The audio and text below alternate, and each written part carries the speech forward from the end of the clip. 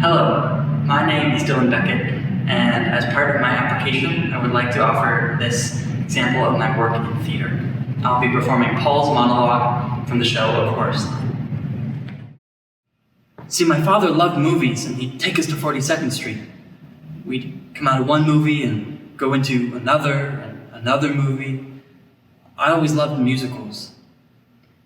I was 7 or 8 at the time, and I would dance around in the street and get caught all the time. God, it was embarrassing. I was always being Sid Charisse, always, which I never really understood because I always wanted to be an actor. I mean, I really wanted to perform. Once my cousin said to me, "You'll never be an actor." And I knew she was telling me this because I was such a sissy. I mean, I was terribly effeminate. I always knew I was gay, but that didn't bother me. What bothered me was that I didn't know how to be a boy. One day, I looked at myself in the mirror and I said, "You're 14 years old and you're gay. What are you going to do with your life?" And by that time, I was in high school. There were over 3,000 boys there. I had no protection anymore. No homeroom where I could be charming and funny with the tough guys so they would fight my battles for me. I liked school, but my grades got so bad. I mean, even if I knew the answer to a question, I wouldn't raise my hand because I'd be afraid that they would laugh at me. I finally quit school. I didn't want to, I just couldn't take it anymore. See, when I quit school, what I was doing was trying to figure out who I was and how to be a man. You know, there are a lot of people in this world who don't know how to be men. And since then, I've found out that I am one. I was looking for the wrong thing. I was trying to learn how to be butch. Anyway, somebody told me they were looking for male dancers for the Jewel Box Review. You know, the drag show. So I went down to audition. Now, after all those years of pretending to be Sid Charisse, I had this fabulous extension. And they said to me, "Well, you're too short to be a boy. Would you like to be a pony?"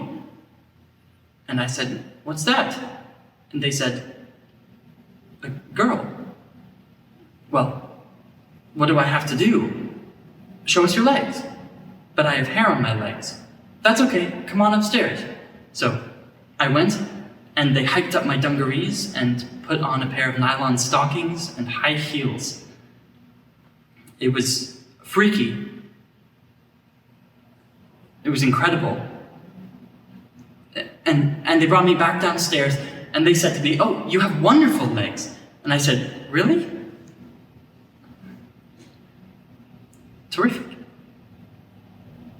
So I was finally in show business. Nothing to brag about, but it was a job. I had friends.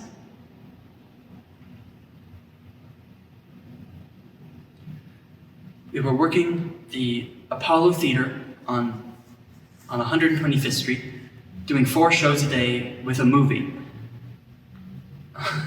It was really tacky, but the show was going to go to Chicago, and my parents wanted to say goodbye, so they were going to bring my luggage to the theater after the show.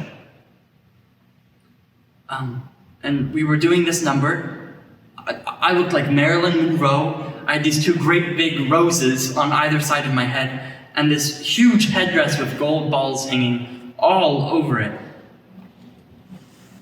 I was going on for the finale, and going down the stairs, and who should I see standing by the stage door?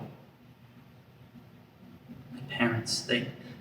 They got there too early. I freaked. I didn't know what to do. I thought to myself, I know, I'll just walk quickly past them like all the others and they'll never recognize me.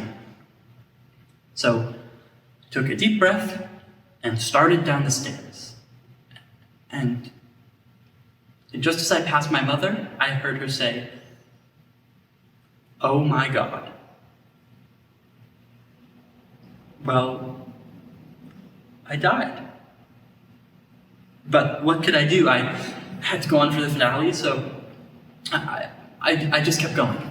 And after the show, I went back to my dressing room, and after I'd finished dressing and taking my makeup off, I went back downstairs. And there they were, standing in the middle of all of these. And all they said to me was, "Please write, make sure you eat, and take care of yourself." And just before my parents left, my father turned to the producer and he said, "Take care of my son."